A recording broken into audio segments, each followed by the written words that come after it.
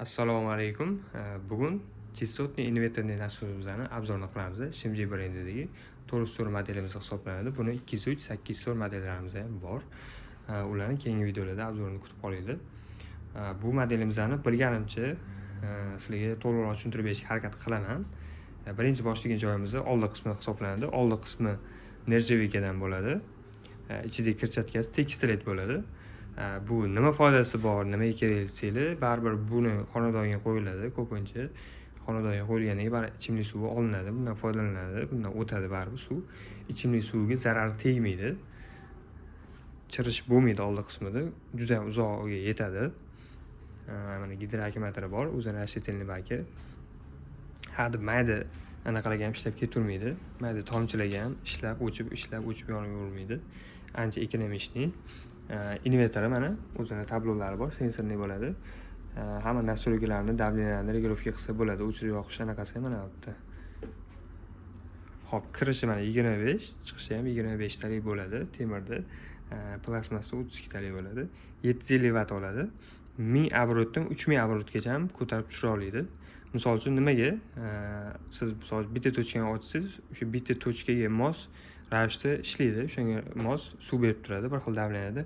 10 ta tochkani ochsangiz ham xuddi o'sha bitta tochkaga bergan suvni berib turadi. Bitta tochkani ochganingizda 10 ta tochkani suvini bermaydi, xuddi ma'mulga o'xshab. Bularda shunaqa. Bitta tochkani ochsangiz 10 ta anaqasini beradi. Bor kuchini ishlatadi va bunda bitta tochkani ochsangiz bittaga mos ishlaydi. Tokka ancha ekonom qiladi. Bularda puskoy moment bo'lmaydi. Bitta ishlaganda 2 barobar tok olmaydi.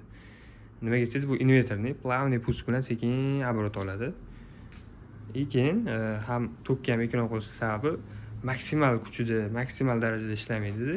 Bitta tochkani ochganingizda o'shanga mos ravishda оборот olib, o'shanga mos ravishda ishlaydi. Shunga ham ko'p tok yemaydi, ancha ekonomичный.